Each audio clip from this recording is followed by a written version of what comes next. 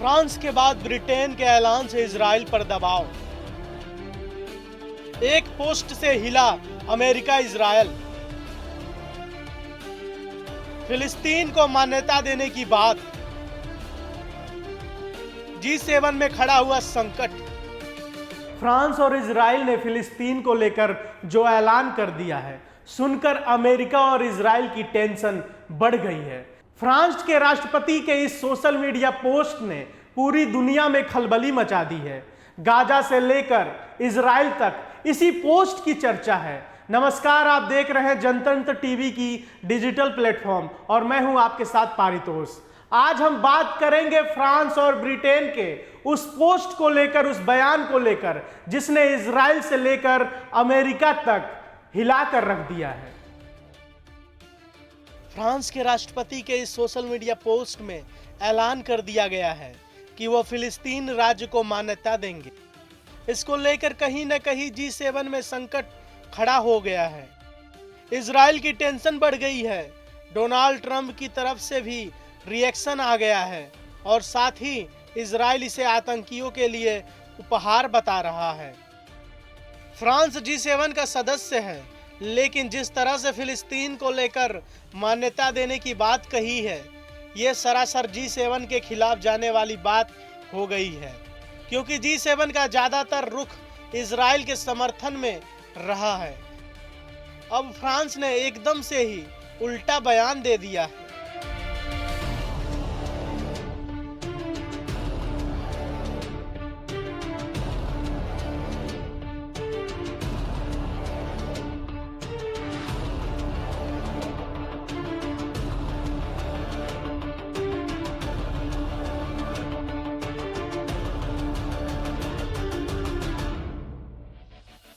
बस फ्रांस ही नहीं, अब ब्रिटेन ने भी ऐलान कर दिया है कि फिलिस्तीन को मान्यता देंगे।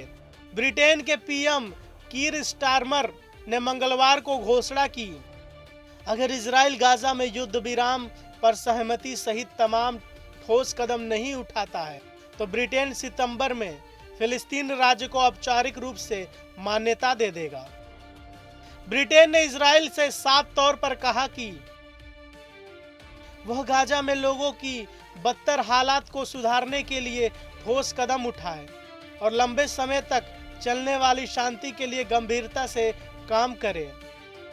अगर ऐसा नहीं हुआ तो ब्रिटेन सितंबर में फिलिस्तीन को एक स्वतंत्र देश के रूप में मान्यता दे सकता है, ताकि दो देशों वाले समाधान, टू स्टेट सॉल्यूशन की संभावना को बचाया जा सके।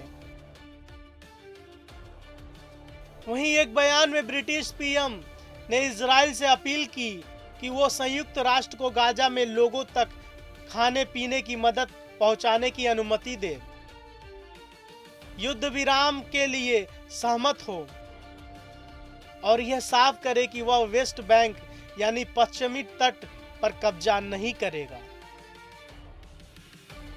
वहीं एक प्राइवेट न्यूज एजेंसी के मुताबिक बयान में हमास से अपील की गई है कि वह सभी बंधकों को तुरंत रिहा करे। इजरायली प्रधानमंत्री बेंजामिन नेतन्याहू ने ब्रिटेन के प्रधानमंत्री कीर स्टारमर की उनकी योजना को लेकर तीखी आलोचना की है। इजरायली प्रधानमंत्री बेंजामिन ने फिलिस्तीन राज्य को मान्यता देने की योजना पर ब्रिटेन के प्रधानमंत्री कीर स्टारमर की तीखी आलोचना की और उन पर हमास के राक्षसी आतंकवाद को पुरस्कार देने का आरोप लगाया। इजराइल के पीएम के कार्यालय ने एक्स पर पोस्ट किया। पोस्ट में लिखा था, स्टारमर हमास के राक्षसी आतंकवाद को पुरस्कृत कर रहे हैं और उसके पीड़ितों को दंडित कर रहे हैं। आज इजराइल की सीमा पर एक जिहादी देश कल ब्रिटेन को धमकी देगा। जिहादी आतंकवादियों के प्रति तुष्टीकरण हमेशा विफल होता है, यह आपको भी विफल कर देगा। ऐसा नहीं होगा। इसी बीच इजराइल के विदेश मंत्रालय ने भी ब्रिटिश पीएम के इस बयान को खारिज कर दिया है और कहा कि ब्रिटिश सरकार का ऐसा कदम गाजा में युद्ध विराम हासिल करने और बंधकों की रिहाई करने के प्रयासों को कमजोर कर देगा। ऐसे में लगातार इजराइल पर दबाव बढ़ रहा है। पिछले हफ्ते फ्रांस ने भी घोषणा की थी कि वह सितंबर में आधिकारिक तौर पर फिलिस्तीन राज्य को मान्यता देगा।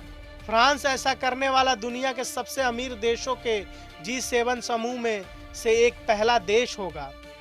मौजूदा इजरायली सरकार 2 स्टेट सॉल्यूशन की दिशा में किसी भी प्रगति का विरोध कर रही है, इसलिए इसकी शर्तों पर सहमत होने की संभावना बहुत कम है। लेकिन दिख रहा है कि गाजा की मौजूदा स्थिति पर उस पर दबाव बढ़ रहा है। अधिकांश देश कुल मिलाकर लगभग 139 औपचारिक रूप से फिलिस्तीन राज्य को आधिकारिक तौर पर मान्यता देते हैं। गाजा में युद्ध विराम सुनिश्चित करने के लिए राजनयिक दबाव डालने की उम्मीद से स्पेन, आयरलैंड और नॉर्वे ने पिछले साल यह कदम उठाया था। गाजा पट्टी में युद्ध और मानवीय संकट चरम पर है। ऐसे में फ्रांस और ब्रिटेन का यह कदम भले ही केवल एक प्रतीकात्मक कदम होगा, लेकिन उसका फिलिस्तीन को मान्यता देना इजराइल पर अतिरिक्त राजनयिक दबाव डालेगा। साथ ही अमेरिका के लिए भी यह बयान कहीं न कहीं खतरे की तरह है। खतरा खुद को सर्वशक्तिशाली समझने के घमंड को लेकर। ऐसे में जो भी दर्शक इस वीडियो को देख रहे हैं, फिलिस्तीन को लेकर फ्रांस और ब्रिटेन ने जो बयान दिया है, जो टिप्पणी की है, उसको लेकर आप क्या सोचते हैं, अपनी राय कमेंट में जरूर दें।